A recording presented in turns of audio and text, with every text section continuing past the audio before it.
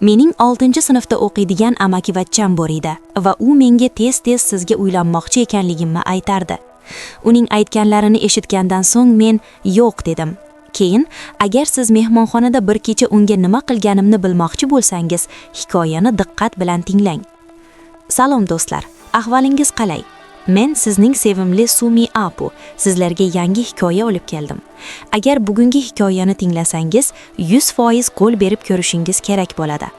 Har kuni muntazam hikoyalar olish va agar men bilan gaplashmoqchi bo'lsangiz, kanalimga obuna bo'ling va bildirishnoma qo'ng'irog'ini yoqing.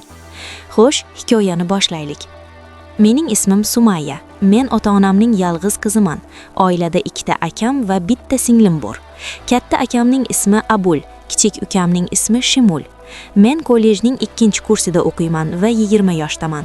Mening hayotim boshqa 10 ta qiz kabi oddiy emas. Ko'p odamlar yomon izohlar qoldirishi mumkin. Qanday baho berishingiz sizga bog'liq. Ukam Shimul atiga 6-sinfda o'qiydi. Bolaligimdan Shimulni juda yaxshi ko'rardim. Shimul doim ahmoq bo'lgani uchun uni ahmoq deb o'ylardim. Ikkalamiz ham bir xonada yashardik. Shimul arvohlar haqidagi hikoyalarni yoqtirardi. Shimul kichkinaligida unga arvohlar haqidagi hikoyalarni o'qib berardim. Shimul arvohlardan va arvohlar haqidagi hikoyalardan qo'rqardi. Kollejga kirganimdan keyin ongim doim bezovta edi. Kollejdagi bolalar doim menga ergashishardi. Men hech kimga ahamiyat bermasdim, chunki ilgari oilamdagi hamma juda hurmatli deb o'ylardim. Men oilamning hurmatini saqlab qolishim kerak edi. Bir kuni Shimul hatto telefonida film tomosha qilayotganda ham juda qo'rqib ketdi. Shunchalik qo'rqdiki, o'z yotog'ida yolg'iz uxlashga qo'rqardi. Shimul yonimga kelib, u bilan uxlashni iltimos qildi. Avvaliga unga ko'p kuldim, lekin u juda qo'rqayotganini ko'rdim. Hech qanday yo'l topolmay u bilan uxlashga yotdim. Mening niyatim Shimul uxlab qolganda men o'z yotog'imga qaytish edi. Uzoq vaqtdan keyin Shimul uxlab qolgan deb o'yladim. Men jimgina uning yotog'idan chiqib o'z yotog'imga yotdim. Birozdan keyin Shimul uyg'onib qo'rquvdan qichqirib yubordi. Men Shimuldan senga nima bo'lganini so'radim. Shimul, "Apu, nega meni tashlab boshqa xonaga ketding? Yolg'iz qolishdan qo'rqaman" dedi. U yig'lay boshladi. Men Shimulni yupatib, "Lakshmi, akam, endi yig'lama. Va'da beraman. Ertadan boshlab sen mening xonamda birga uxlaysan" dedim.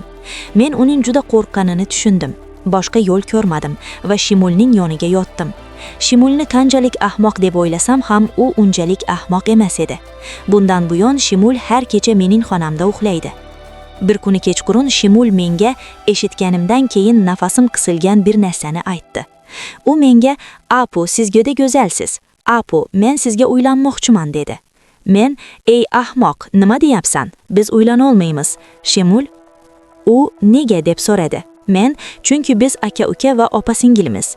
Ular qon bilan bog'liq, bir-biriga uylana olmaydilar. Diniy taqiq bor." Shimul, "Ular odam payg'ambar davrida turmush qurganlar" dedi. Shimulning so'zlarini eshitganda hayratda qoldim. Shimul menga, "Agar turmush qura olmasangiz, Apu, unda men sizdan bir narsa so'rayman. Apu, menga va'da berasiz. Abulbay har kecha onasining uyida borishini va u nima qilishini bilasizmi?" Men Shimuldan, "Abul har kecha onasining uyida borganda nima deyardi?" U, "Otam onasiga nima qilsa, bobom ham onasiga shunday qiladi" dedi.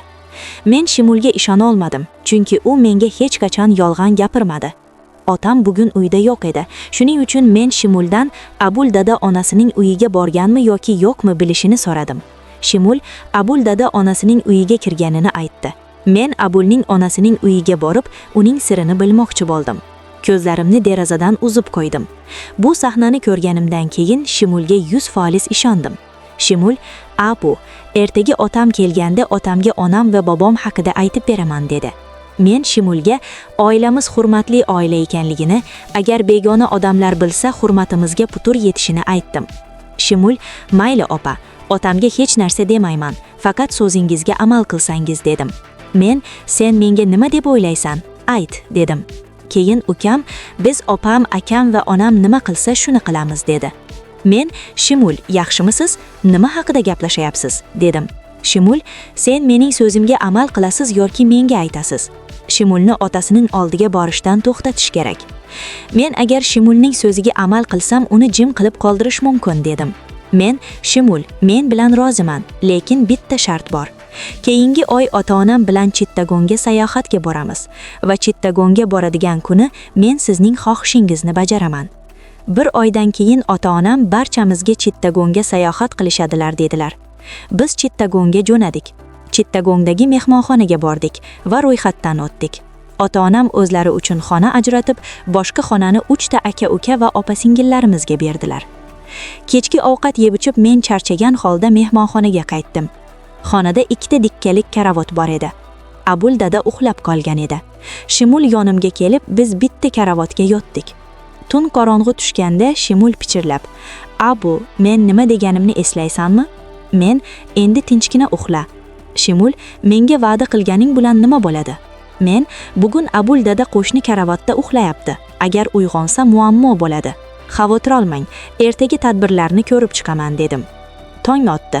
Ovqat yeb-ichib men onamga: "Oyijon, men bugun Abul dada bilan bir xonada qola olmayman. Kecha kechqurun Abul dada shunchalik xurraganiki, biz tun bo'yi uxlay olmadik. Biz uchun alohida xona ajrating" dedim. Dadam rozi bo'ldi va biz uchun alohida xona ijaraga oldik.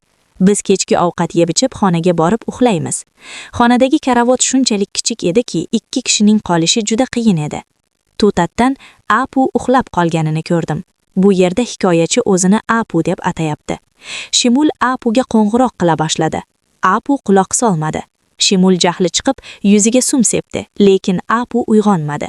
Shimul: "Men hozir otamga hamma narsani aytib beraman" dedi. Shuning bilan ham opa uyg'onmadi. Shimul qo'rqib otasiga qo'ng'iroq qildi. Keyin onasi baqirdi: "Qizim endi tirik emas, u yotoqxonada o'ldi." Hamma xonaga kelib baland ovozda yig'lay boshladi. Shimul Apuning karavotida xatni ko'rdi. Xatda yozilgan edi: "Shimul akam, iltimos, meni kechiring. Men sizning so'zingizda tura olmadim, chunki bobomning voqeasini ko'rganimdan keyin omon qolish istagim xayolimdan ketdi.